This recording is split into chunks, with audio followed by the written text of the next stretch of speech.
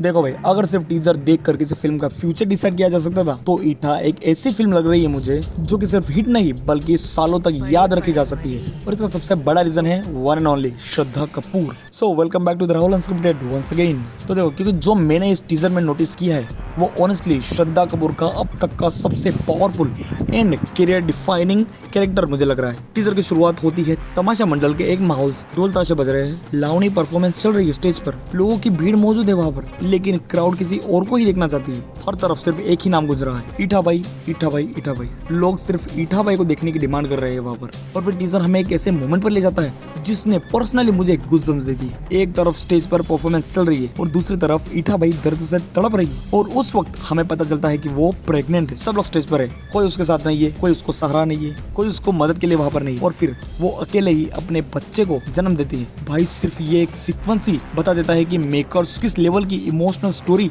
हमारे सामने लेकर आ रहे हैं। लेकिन असली गूज़बम्स मोमेंट उसके बाद आता है। बच्चे को जन्म देने के तुरंत बाद वो खुद को संभालती है, खुद को तैयार करती है और स्टेज पर जाने लगती है। और तब बैकग्राउंड में हमें एक आवाज सुनाई देती है किसी मेल की, जो कि उसे कहता है कि मर जाएगी तू अगर इस हालत में नाची तो। और ईठा भाई उसके जवाब में कहती है कि अगर यहाँ पर पड़ी पड़ी मैं मर गई तो बेचारी कही जाऊंगी, और अगर वहाँ स्टेज पर नाचती हुई मरी तो मिसाल बन जाऊंगी। भाई क्या डायलॉग है, क्या मोमेंट है। और उसके बाद जिस तरह से वो स्टेज पर आकर परफॉर्मेंस करती है वो ऐसा लगता है कि जैसे कुछ हुआ ही नहीं हो। वही मोमेंट मुझे लगा कि सिर्फ ये एक बायोपिक नहीं है भाई, ये एक लेजेंड की कहानी है। और इसी वजह से ये टीजर खत्म होने के बाद भी वो सीक्वेंस अपने दिमाग में से मैं निकाल नहीं पा रहा। अब बात करते हैं श्रद्धा कपूर की। देखो ऑनेस्टली कहने जाओ तो मुझे लगता है कि सबने श्रद्धा को अंडर एस्टिमेट किया है भाई, क्योंकि टीजर के हर एक फ्रेम में वो एक्ट्रेस कम और ईठा भाई ज्यादा लग रही है। कभी उसकी आंखों में दर्द, कभी चेहरे पर थकान, और कभी स्टेज पर वो कॉन्फिडेंस, और कभी दुनिया को चैलेंज करने वाली उसकी हिम्मत। इतने छोटे से टीजर के अंदर इतने सारी इमोशनल दिखाना आसान बात नहीं होती भाई। और श्रद्धा ने यहाँ पर एग्जैक्टली वही काम किया है। मुझे जेन्युइन नहीं लगता है कि अगर पूरी फिल्म में उन्होंने ये इंटेंसिटी अगर मेंटेन कर ली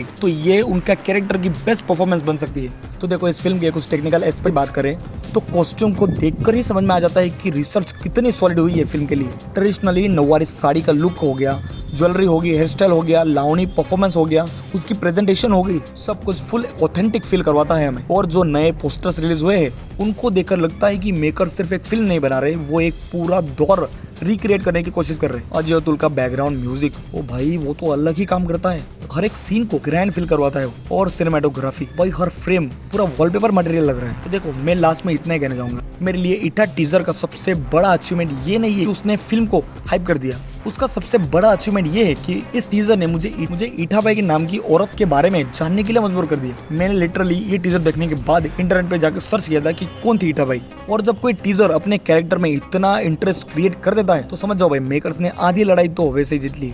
ईठा अब मेरी officially most awaited Bollywood films में से एक बन चुकी है। और देखो, अगर फिल्म ने इस टीजर वाला पूरा इम्पैक्ट मेंटेन कर लिया तो हम श्रद्धा कपूर की कैरियर की सबसे यादगार परफॉर्मेंस इस मूवी में देखने वाले हैं। तो बस आज के लिए इतना ही। तुम बताओ कमेंट्स में तुम्हें ये टीजर कैसा लगा, तुम्हें श्रद्धा की परफॉर्मेंस कैसे लगी। और बस ऐसे वीडियोस के लिए चैनल को सब्सक्राइब जरूर कर लेना। मिलते हैं नेक्स्ट वीडियो में।